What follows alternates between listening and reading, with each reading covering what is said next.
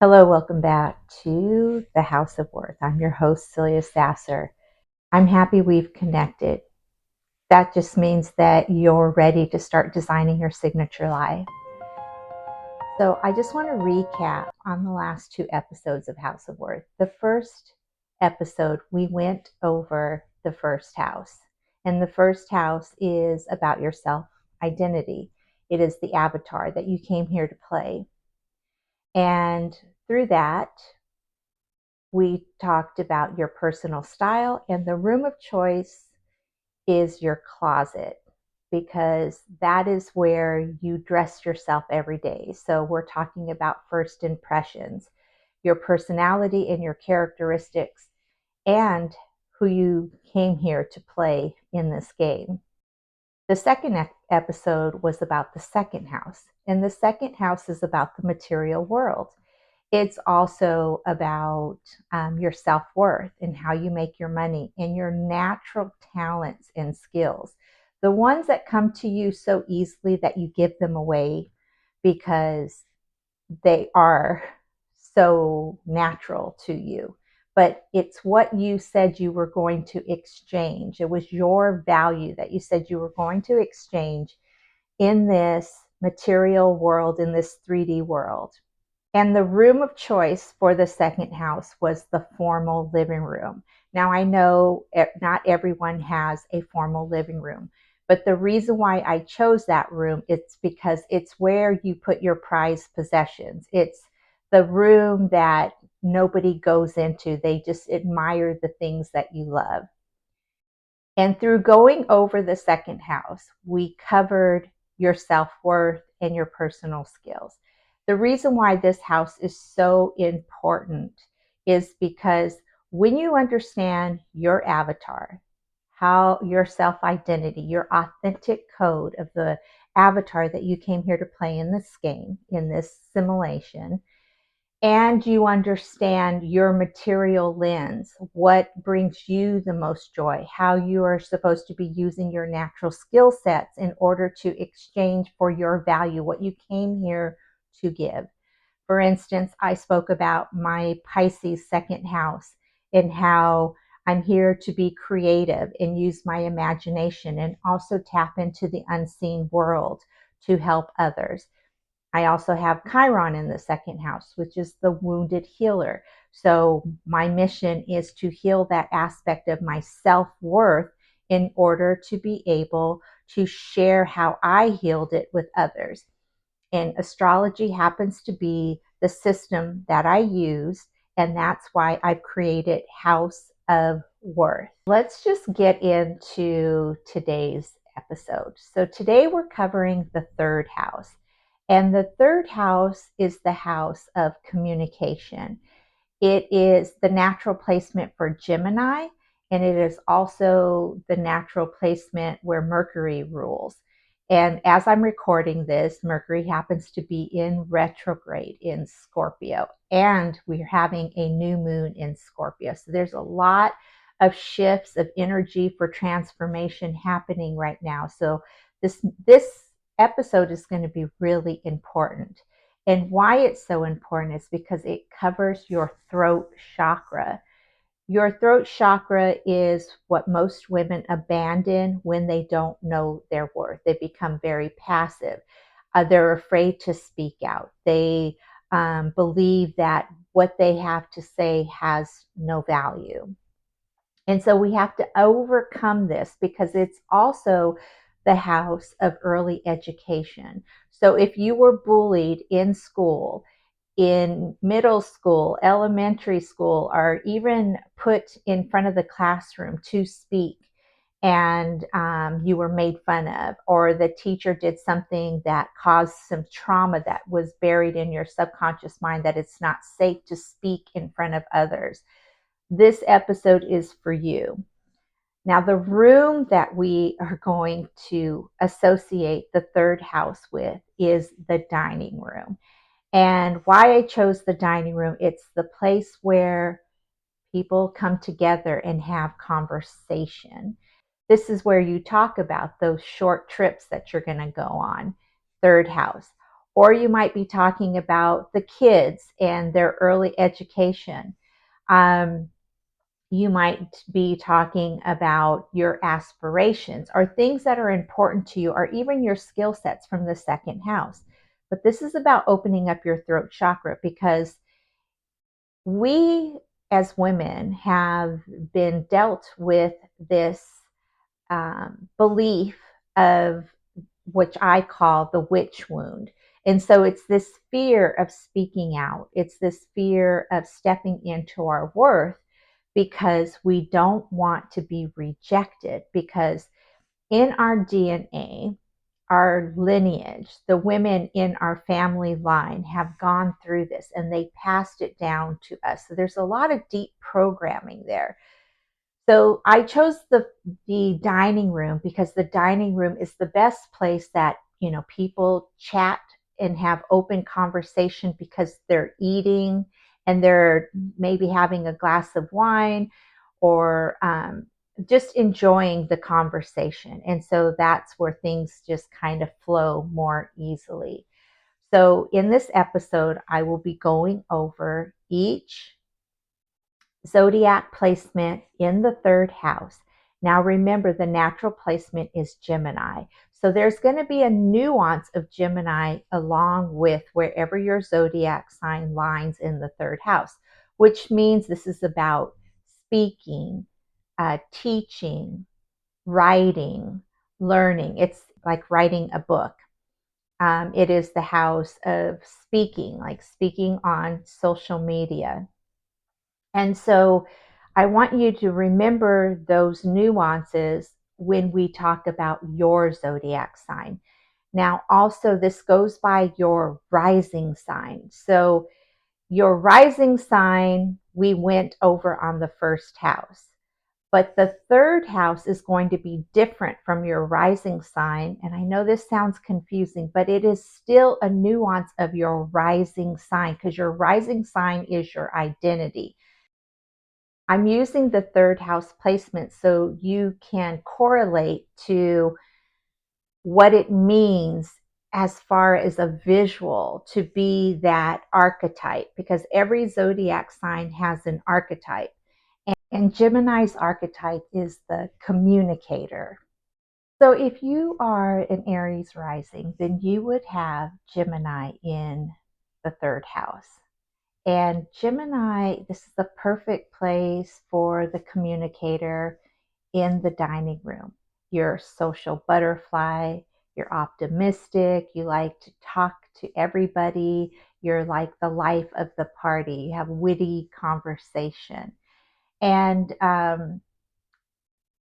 every zodiac sign has a yin and a yang. So Gemini, that is their positive attributes, but their negative attributes is that they can tend to be very gossipy, and follow trends and not really know themselves. So like they can dabble in a lot of things and never perfect one thing. Now, your communication skills are awesome as long as you are not gossiping. So, if you are a Gemini, third house, this is the characteristics of the dining room that best describes this energy. And remember, the dining room is where we have deep conversations. It is about opening up your throat chakra. So, Gemini's natural ruler is Mercury, and Mercury is I speak, and it is an air sign. So you want to share your intelligence. You want to share things that are lighting you up, not gossiping about other people, because that is a distraction. And Mercury is, the planet of I speak. We also have Mercury in retrograde right now. So during retrograde, you want to be careful about what you say and what you speak into existence, because retrogrades are all about internalizing. And with it being in Scorpio, Scorpio is about transforming and revealing things that are hidden in the dark, the shadowy aspects of who we are. So be careful about your gossiping tongue. Now, if you are a Taurus rising, then you would have Cancer in the third house. And Cancer's energy is the nurturer.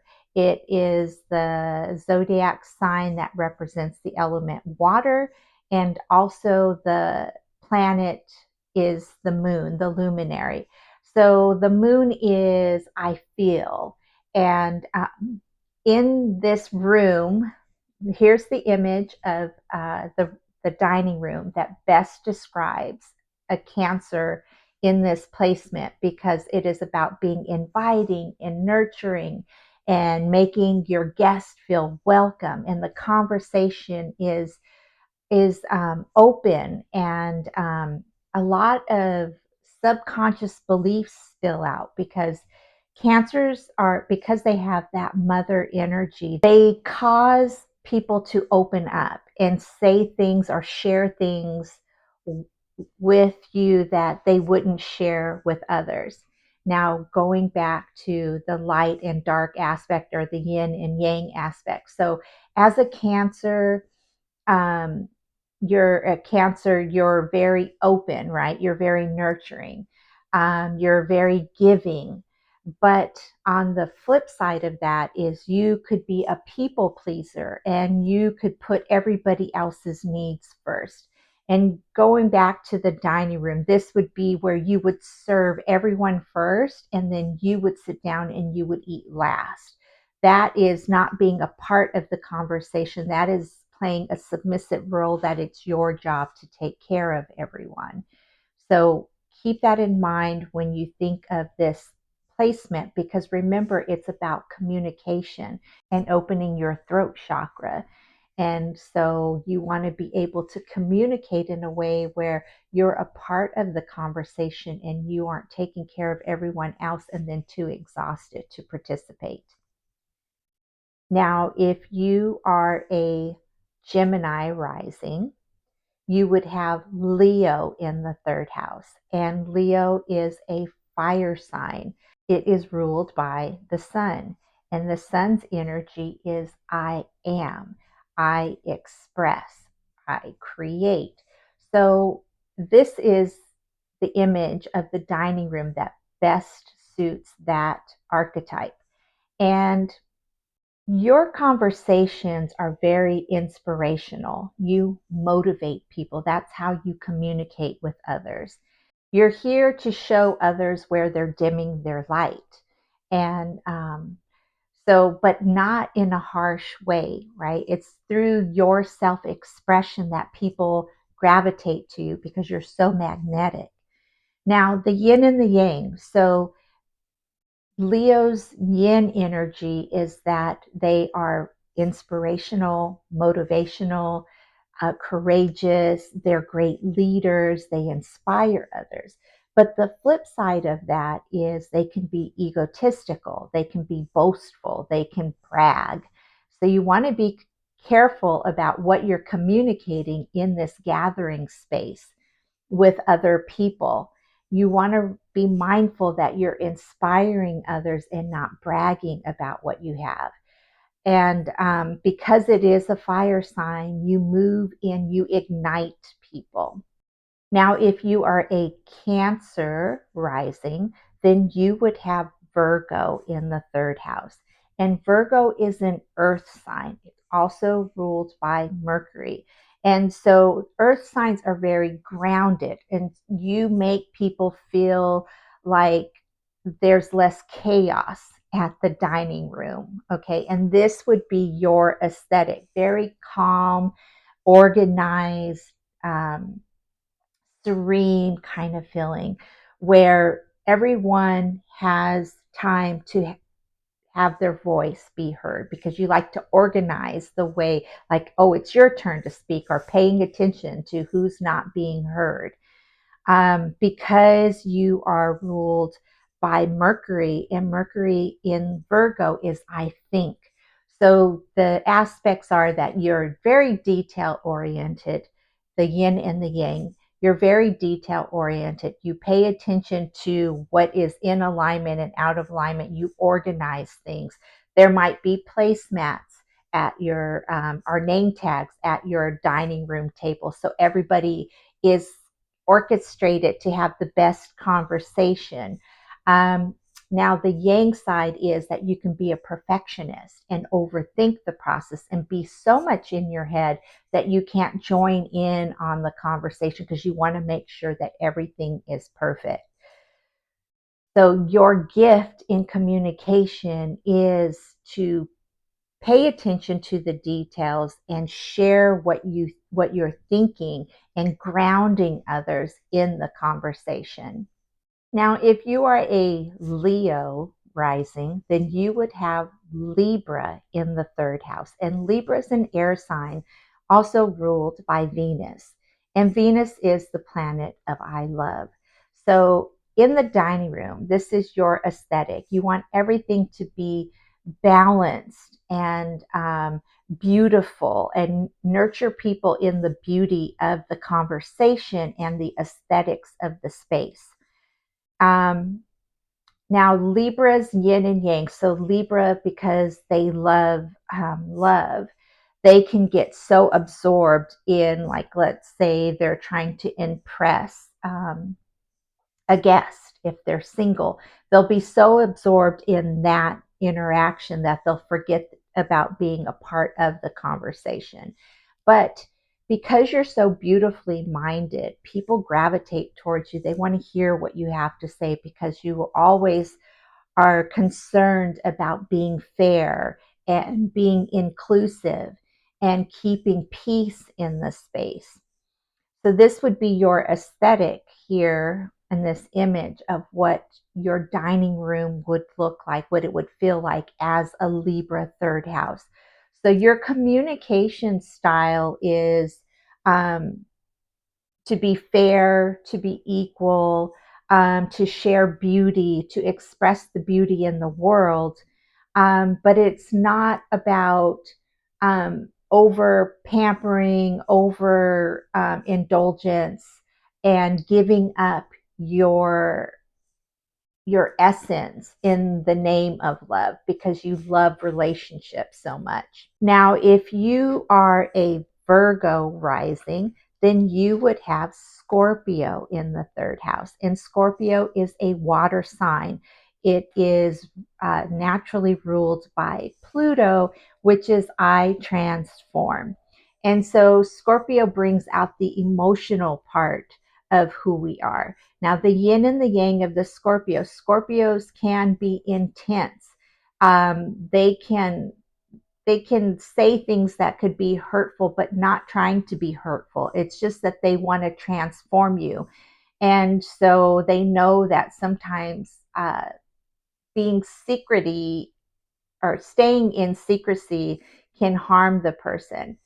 But then the downfall is that, Scorpios are very secret. And so in a conversation, they don't have a lot of input. So people will notice that you will kind of stay in the background and just observe and won't engage in conversation. You will find other things to distract you. You might even feel uncomfortable in a gathering around a dining room table because you need your privacy. So you can only stay for so long before you need to go find somewhere that feels more safe to you. This is your aesthetic if you have a Scorpio in the third house. Now remember that your communication is strong, and because you will dive deep into the shadowy aspects, you can be hurtful. So you have to be very mindful of the things that you say. And if you feel like it's too much for you, then excuse yourself before you say hurtful things, because Scorpios do not like, for the most part, do not like shallow conversations. They like to go deep and talk about occult-like conversations that other people might not resonate with and feel uncomfortable. But you want depth in the conversation. And if you are a Libra rising, you would have Sagittarius in the third house. And Sagittarius is a fire sign, which is to ignite. and it is ruled by Jupiter, which Jupiter is I expand. And then because you're inspiring others through your worldly travels, through your philosophical ideas, your dining room would look like this, more global in feel, more feeling like it's evolved over time, that it is a well-traveled space. And because you're a truth seeker, in conversation, sometimes you could be off-putting because you just are very blunt and you say what's on your mind and you don't consider the other person's feelings. It comes from a place of just being wanting truth and not hiding behind any dogma. But then also, you have to be mindful of this when you're having a conversation in a gathering space. So because of this image of your dining room, you would have great conversations about the pieces in the space of where you got them or where you traveled or the culture of this place that you travel to. um, that way that you're not so much like outspoken and hurting other people's feelings, even though it's not intentional. But this is a beautiful space for you. But remember, you're here to inspire and expand the mind. So when you communicate, say things that are of worthwhile, that expand the mind, that help people see things from a different perspective. Because you are a mutable sign, I didn't go over all of the other, but you're very adaptable to different spaces. But don't get caught up in the dogma or your philosophy. Be willing to be open to listen to other people's perspective. And if you are a Scorpio rising, then you would have Capricorn in the third house, which is an earth sign and ruled by Saturn. And it is I achieve.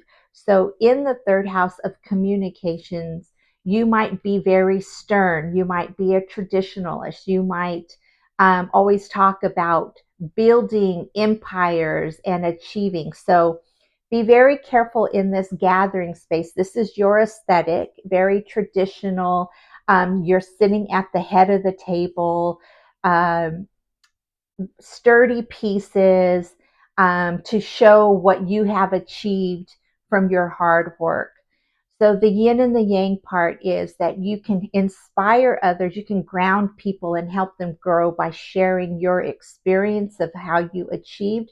But the opposite side of that is you could be like a workaholic and all you talk about is work and what you have achieved. So know that the conversation, you're here to teach others their evolution on how to learn systems and their growth for achievement. And if you're a Sagittarius rising, you would have Aquarius in the third house. And Aquarius's energy is to be a nonconformist, to dance to the beat of their own drum, to seem a little bit eccentric. They hate labels. So when it comes to their aesthetic, this is an Aquarius's dining room. Now, they like things that are more intimate when it comes to gathering because they only like to surround themselves with a small circle of friends. You can see in the space that it's not about following trends. It's not about being current. It is just putting what you love in the space. Now, Aquarius's natural ruling planet is Uranus, and Uranus is the planet of change. So don't be surprised if you go back to their house and the dining room looks completely different. It's also ruled, the co-ruler of Aquarius is Saturn. And so Saturn is about innovating and achieving new things. So the area, the dining room could look similar, but then there's something added, something that's more innovative, whether they put in a new sound system or something with technology. They will put a nod to like the 70s. They really don't like trends and they don't want you to figure them out. Aquarius is an air sign. They get confused with being a water sign because they're the water bearer, but they are an air sign. And so it's all about intellect. So they are a lot like Scorpio, where they do not like superficial conversations. They care about humanity, but they don't want to be in the room with a bunch of people. They're private, just like Scorpios. They love their alone time. So when they do invite you to a dinner party, know that this means something to them and don't take it casually, because they don't do them often. And so this is the image here of your dining room according to the third house of communication. And you can see that it's a beautifully curated space, but it's not trendy. And there's some special details. And that is Aquarius. Aquariuses don't mind being eccentric. They don't mind not standing out. They don't care if they're being weird. Now the yin and the yang is that if they're looking too much for approval and acceptance, that will drain them. They have to be comfortable with being the innovator and doing things that nobody else has done, or speaking about, communicating innovative things that maybe people don't understand. They can't seek validation from other people to validate their ideas, because they'll never put it out there. So they just have to trust that they're here to do things that no one else has done. So there's not going to be an example for them. So it's the same with the way that they decorate. They do not follow trends. They just gravitate towards what they love, and they put it in their space. And so if you have this Aquarius in the third house, you communicate that way. You might come off as being avant-garde in the way that you talk, and people don't understand you. But don't let it get to you, because you're not here to be a conformist. You're not here to fit in. You are here to stand out. And you're borderline genius with what you talk about. People are amazed that you know things that they don't even think about. And that is an Aquarius in the third house. If you are a Capricorn rising, you would have Pisces in the third house. And Pisces is a water sign ruled by Neptune, which is I dream. Now, water signs bring out the emotions. So you're here to be very compassionate in the way that you communicate. You see the unseen world. You share the beautiful lens of the imagination in talking about your dreams. Now, with the yin and the yang, like inspiring others through an emotional feeling of what it means to use your imagination is your plus side. So Pisces inspires others through this emotional connection to artistic creativity through the imagination, because Neptune is I dream. And so people want to hear what you're dreaming up. But then there's the flip side of like not being understood, being misunderstood, because it isn't such in the dream state that maybe people don't understand what you're trying to bring forth in the world, like this dream that you're trying to bring through fruition. And so one of the sides of Pisces is that you can become avoidant of conversation. Now, this is your aesthetic here for your dining room, with the Pisces ruling this house, which is very ethereal, calming, kind of whimsical. But it's in tune with like the ocean, and just very fluid. Now, one of the things with Pisces is that you might be the person at the table who's drinking too much, a little too much indulgent, because of your communication style, and people might think that you're just, airy fairy, and you feel misplaced. So you turn to something that numbs that uncomfortable feeling. So be very mindful in a gathering that you express yourself, but that you have your boundaries up, that you're you're protecting yourself, because also Pisces is very compassionate, and so other people will just spill onto you all of the things that are going on in their lives, and you'll just be sitting there absorbing their energy and feeling completely drained, and then want to check out.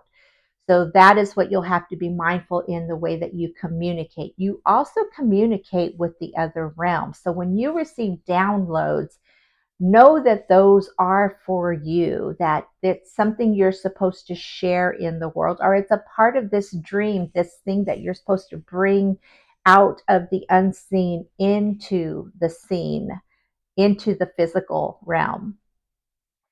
Now, if you are in Aquarius rising, you would have Aries in the third house. And so Aries is a fire sign. It also is ruled by Mars, which is the planet of I act. So fire energy ignites, inspires, right? But the opposite side of inspiring others could be reactive and be aggressive and say things that would alienate you or cause a battle at the table. Now, remember, you're going to be attracted to more of the space that correlates with your rising sign than and your Venus placement than with the actual third house placement. But this is to show you how your communication style. So as an Aries, you inspire others because you're always pioneering something in new, and you act upon it. So people see you as like a go-getter, like you say, you do what you say you're going to do. You're not just all talk. And this is your aesthetic here for a dining room with an Aries placement. Now, if you are a Pisces rising, then you would have a Taurus in the third house. And Taurus is an earth sign. It is ruled by Venus, and it is I love. So this would be your stage of how you communicate. You make sure everybody has good food, good ambiance. The candles are lit. The conversation is good. It's just Taurus is the sensualist. So this is the image of what your dining room would look like, because you want to make sure that everybody is enjoying themselves, that they feel comfortable in the chairs that they're sitting in, and that nothing is missed when it comes to the details of uh, you know fine china or crystal glasses, or just very grounded and earthy in the aesthetic, but very nurturing as well. So when you speak, you ground others. You make people feel at home. You make people feel like there's substance in the conversation. But on the flip side, you could be very stubborn, and you might be trying to get your point across and you won't let up, because it's like it's tunnel vision. It's how you see things.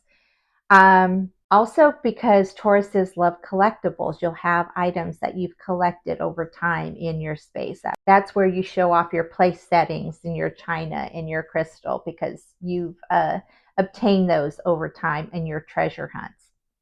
So in the conversation, you want to be mindful of being open to other people's perspective and not just being one way and trying to push your agenda. But for the most part, you make people feel grounded and at ease. And if you stay in the conversation of inspiring them through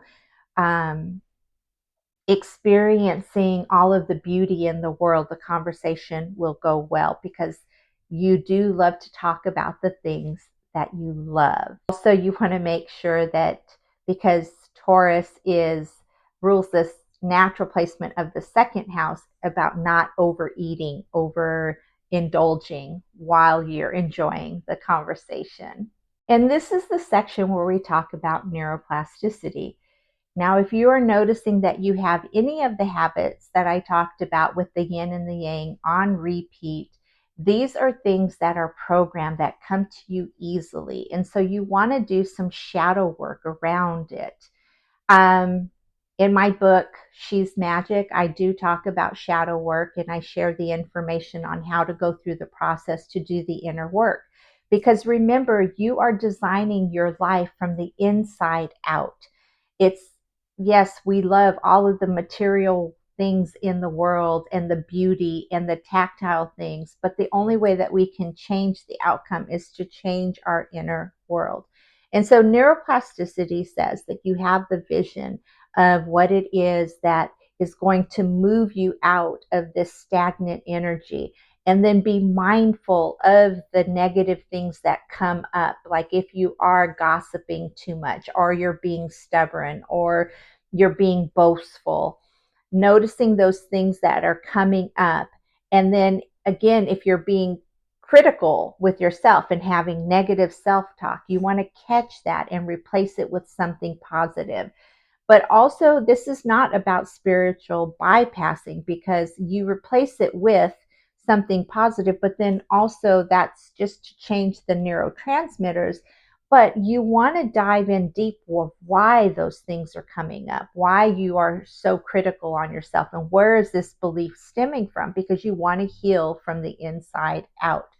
And through journaling, that is going to help you with the process of why you communicate the way that you do, why maybe you feel uncomfortable in social gatherings, or what story are you telling yourself that nobody wants to hear what you have to say. Um, and then being mindful of what you have on repeat.